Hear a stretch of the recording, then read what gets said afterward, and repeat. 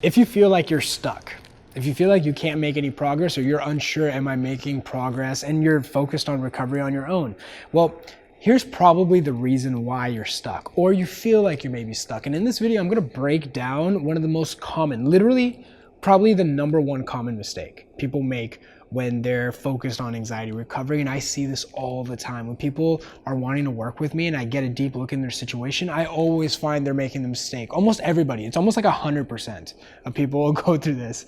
And then once we fix this thing, well then recovery happens on its own. So in this video, it's going to be one of the most important videos I made. It's really going to highlight how to approach anxiety and how to keep it simple, okay? Not trying to complicate this, not feeling like you have to do something, but just making it very simple, okay? So with that said, let's get it started.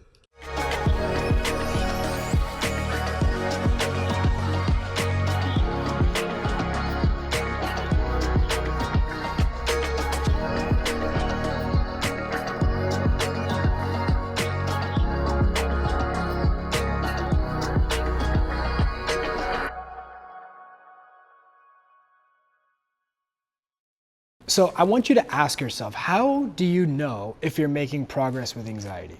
How do you know if you're doing better? Well, what's your metrics here? How do you define that? Now, the common answer tends to be, well, I'm not feeling this symptom. This symptom isn't there. That symptom isn't there. I start doing these things. I start doing that things. And so I get that. That makes sense, right? When I was going through anxiety, my biggest thing was I was feeling digestive issues. I was getting panic attacks. I was getting all these intrusive thoughts. Well, my way of knowing I got better is I didn't have those things. So what I would do is I would do everything to make those things go away, right? It makes sense. If the problem is the intrusive thoughts, what if this, what if that? What if I do this? What if I do that? If it's a physical symptom, what if it's this? What if it's caused by that? What if my physical symptoms are this? What if it's that? What if some of the doctors missed something? If it's these feelings of unreality, why am I feeling depersonalized? Why am I feeling derealized? Well, if that's the problem, you're always going to be focused on that, right? You always want that to go away. And your metric of progress is it still there? Are the symptoms still there, right? Is it there? Is it not? Okay, it's there. Bad. Okay, it's not there. Good, right? And so that makes sense. I get that. That really does. It's very intuitive. It's an intuitive approach. But you have to ask yourself, how well has it worked out? Yeah? How well has it helped you? Has you fixating on the symptoms really helped long term? It typically doesn't. You may find different things that you will do to cope or manage with it. And what I mean by that is, let's say if you get panic attacks while driving. Okay, just hypothetical. Let's just assume that's the case. Well, then if you don't drive, you don't really feel the panic attacks. And if you don't feel the panic attacks, that's good, right? That's a good thing. But then what ends up happening? Well, now you're stuck in your house and you can't drive and you're not as independent as you used to be. And so what ended up happening? Well, you're not feeling the panic attacks, but now you're stuck. You can't go anywhere. You always have to rely on somebody. You can't trust yourself driving. And if you can't drive, I mean, your life is pretty limited, right? And so what ended up happening there? Well, what happened was that you responded based on how you feel. Now, think of that approach, but every physical symptom. Think about that with every intrusive thought, feelings of unreality. Even sometimes it gets so bad you can't even escape. You do anything and everything and it still doesn't go away. Even if you're sitting here, it's there. Even if you're outside, it's there. And so what the mistake is that what people do is that they're measuring their progress based on how they feel. Now, I'll give you a little secret, okay? In the mentorship, we're guiding people step by step to full recovery. And if you really want to see their success stories, I'll put a link down below. I'll put it in the description box and I'll put it in the comments, a link that shows them they describe their own recovery journey themselves. I didn't tell them to say anything. I didn't ask them for anything. I just said, share your story. Most of the people that are on that link, they've been through the program. I personally guided them. I've guided them all, like everybody. They're all back to living. They're not watching this stuff. And if they do, they're just coming to say hi because, you know, we work together for so long that there's a relationship built, right? And so what happens is that when I'm guiding people, the first thing I tell them, okay, when they join the mentorship, I say this, okay? The number one thing I said, okay, the first principle I need you to understand, you can't monitor your progress based on how you feel. Now that's a very hard thing to do for somebody who's been responding to everything based on how they feel. They've made their whole life around how they feel. Their feelings are more important than anything else.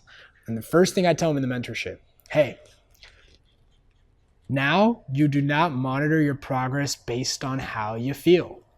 Now, what does that do? Well, the first thing that does is that stops making them focus on how they feel so much. It stops them from constantly trying to cope or manage.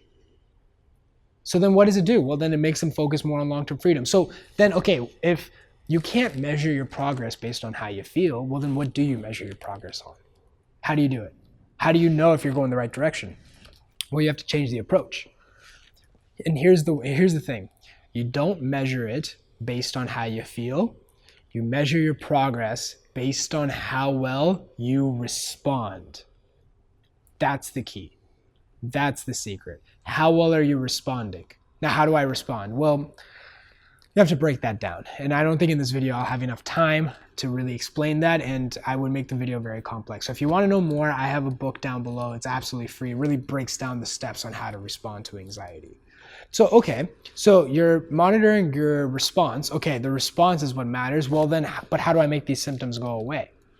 Well, you have to recognize the symptoms going away becomes a consequence of how you respond. That's the thing.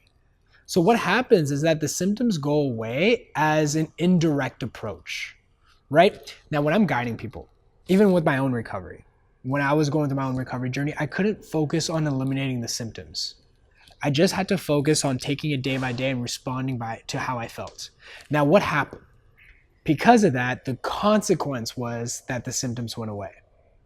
But what you're doing right now is that you're making these symptoms go away as an end goal. Do you see the difference? Do you know the difference between an end goal and a consequence? Consequence means you're not striving for it. It happens on its own. End goal means you're striving for it. You're trying to make it go away.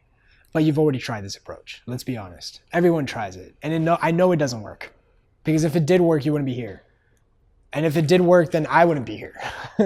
But the thing is that the key is to focus on the response. If you can nail down the response, the consequences of the symptoms go away. And for that, you need patience.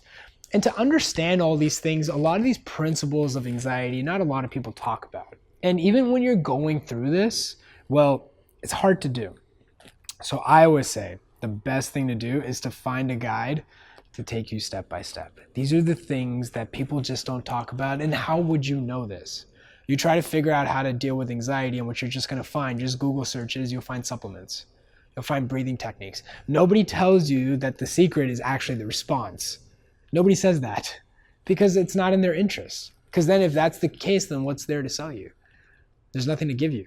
So the key is to really focus on the response. And if you can focus on that, well, then recovery is yours. You never need another video. You never need to see me again. You never need to do it. But what ends up happening? Oh, I tried it, it didn't work. I tried it for a day, it didn't work. Oh God, I had this, now my symptom changed here. Is that normal? Is that not? Can somebody help me? Has anyone felt this way? Let me know. You need to cut out all this trying to figure it out. The key is really, if you just find somebody who's gone through this, who knows what's happening, to guide you step by step, this will go away on its own. It really will. And so it will also stop this what if scenario. It will stop this constantly trying to figure it out mode, right? Because you're with somebody who knows what's happening. You just need to follow. You just have to execute. So that's what I highly challenge you. Find somebody.